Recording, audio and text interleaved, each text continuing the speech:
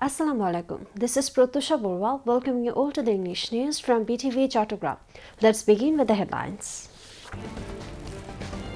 Dengue outbreak worsening across the country. Experts emphasize on health awareness to reduce the menace.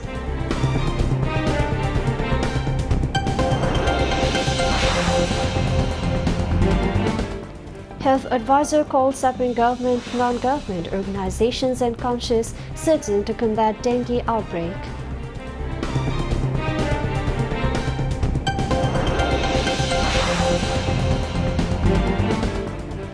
Government committed to holding election within first half of February, says Press Secretary.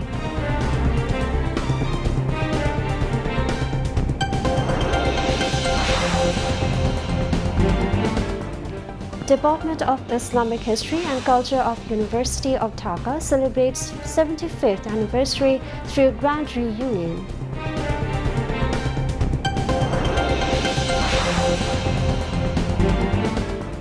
US coordinated international stabilization force to be in Gaza very soon, says US President Trump.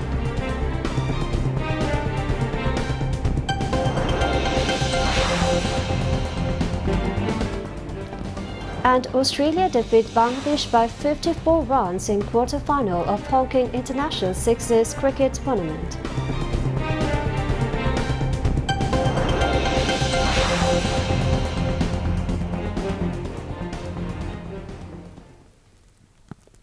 Viewers, those were the headlines, and moving on to the details. The dengue outbreak is worsening across the country, including in the capital Dhaka. This year, a total of 76,514 people have been infected with the mosquito-borne virus, while 307 people have died from the disease. Health experts warn that the first 4 to 5 days after infection are the most critical for dengue patients, as the dengue serotype virus tends to cause severe complications during this period. Entomologists have expressed concern that the situation is unlikely to improve soon due to prevailing weather conditions. According to the Department of Zoology and Entomology of the Jahangirnagar University, the dengue threat is expected to persist until December this year. Physicians have attributed the rising number of infections and deaths to ineffective preventive measures by the authorities. They have urged people to seek immediate medical attention if dengue symptoms appear, emphasizing that early diagnosis and treatment are crucial to saving lives. The National Institute of Preventive and Social Medicine, NIPSOM, celebrated its 51st founding anniversary today. Marking the occasion, day-long special program was held at its Mohakali campus in the capital. Speaking as the chief guest at the inaugural session, Health and Family Welfare Advisor Nur Jahan Begum said that NIPSOM has been playing a vital role in addressing emerging challenges such as climate change, antibiotic resistance, and the rising risk of communicable and non-communicable diseases. NIPSOM Director Professor Dr. Muhammad Ziaul Islam presided over the function, while Director General of the Directorate General of the Health Services Professor Dr. Muhammad Abu Zafar, Director General of the Directorate Health Education Professor Dr. Najmul Hussain, along with faculty members, students, officers and staff of NIPSOM were present. The advisor emphasized the need for joint efforts from the government, non-government organizations and conscious citizens to combat the ongoing dengue outbreak effectively.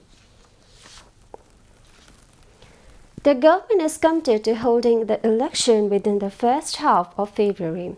Press Secretary Shaful Alam made the statement while speaking at a dialogue titled Trace Consulting held at a hotel in the capital today. BNP Standing Committee member Amir Khosrow Mahmood Chaudhry and Jamaat Islami Assistant Secretary General Hamidur Rahman Azad also spoke in the dialogue. Press Secretary said differences of opinion will always exist.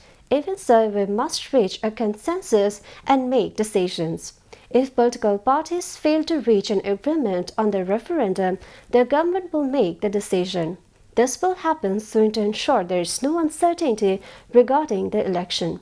He added that all issues have been included in the July charter and political parties have provided their thoughtful opinions. A total of 4,000 pages of records have been compiled along with video documentation. This dialogue may resume even after the election, he noted. Shafqul Alam further stated that an election-friendly atmosphere has already been created across the country and expressed confidence that a fair and peaceful vote will be held. The Department of Islamic History and Culture at the University of Dhaka celebrated its 75th anniversary with a grand reunion today. The day-long event began with the unveiling of a wall magazine and commemorative plaque, followed by a colorful rally. Later, current and former students gathered at the university's Teacher-Student Center (TSC) to reminisce about their campus memories. Chief Justice Dr. Syed Rifat Ahmed attended the program as the chief guest. Chief Justice recalls his mother, National Professor Sufia Ahmed, a former professor of the Department of Islamic History and Culture. Dhaka University Vice-Chancellor Niaz Ahmed Khan said, the Department of Islamic History and Culture has been making outstanding contributions in various fields of society. He also mentioned that the university administration has taken initiatives to make the alumni network more effective and stronger. Dean of the Faculty of Arts and Professor of the Department Dr. Muhammad Siddiqur Rahman Khan said more than 2,000 former students took part in the grand reunion.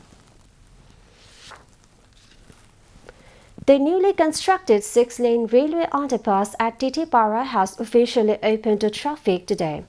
With its inauguration, public movement has begun through the underpass, ending years of severe suffering and long waits at railway crossings whenever trains passed.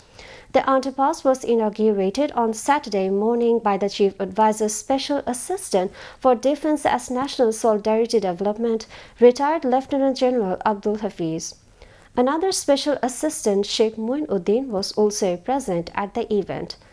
Among the 6 lanes of the underpass, 4 are designated for motor vehicles, allowing vehicles up to 5 meters in height to pass smoothly.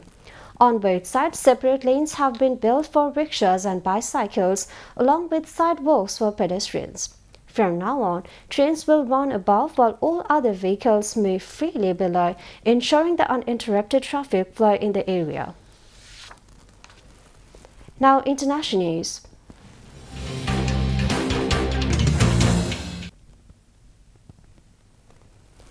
United States President Donald Trump has said he expects a U.S.-coordinated international stabilization force to be on the ground in Gaza very soon as part of his post-war plan for the enclave. The president's projection came as the United Nations Security Council prepares to start negotiations to authorize a 2-year mandate for a transitional governance body and the stabilization force, which is supposed to protect civilians, secure border areas, and train Palestinian police. Secretary General Antonio Guterres told Al Jazeera on Tuesday that any stabilization force must have full international legitimacy to support Palestinians in Gaza. Meanwhile, Turkey says it has issued arrest warrants for genocide against Israeli Prime Minister Benjamin Netanyahu and other senior Israeli officials. Among 37 suspects listed are Israeli Defense Minister Israel Katz, National Security Minister Itamar Ben-Gvir, and Army Chief Lieutenant General Iyaz Zamir, according to a Friday statement from the Istanbul Prosecutor's Office, which did not publish the complete list. Turkey had accused the officials of genocide and crimes against humanity that Israel had perpetrated systematically in its war on Gaza since October 2023. The horrifying reports of the massacre of hundreds of Sudanese civilians after the Darfur city of El Fasher was captured by the rebel Rapid Support Forces (RSF) last week were the latest chapter in a brutal conflict that has killed more than 150,000 people over the past 2.5 years. But while the war in Sudan has most often been portrayed as an internal conflict between two warring generals, the murky involvement of several foreign powers make the conflict far more complex and deadly. Sudan is seen by many as strategically important within the wider region. A bridge between the Middle East and Africa, Sudan controls some 500 miles of Red Sea coast along a major shipping route. It has plenty of agricultural land and significant gold deposits. It is the world's top producer of gum arabic, a food, pharmaceutical, and cosmetics ingredient. It also plays a key role in water diplomacy in the region with some 400 miles of the Blue Nile flowing through its territory. On Thursday, facing mounting international pressure over the reported massacre in Darfur, the RSF said it had agreed to enter a humanitarian truce proposed by four countries known as the Quad: the United States, the United Arab Emirates, Egypt, and Saudi Arabia. Now, sports news.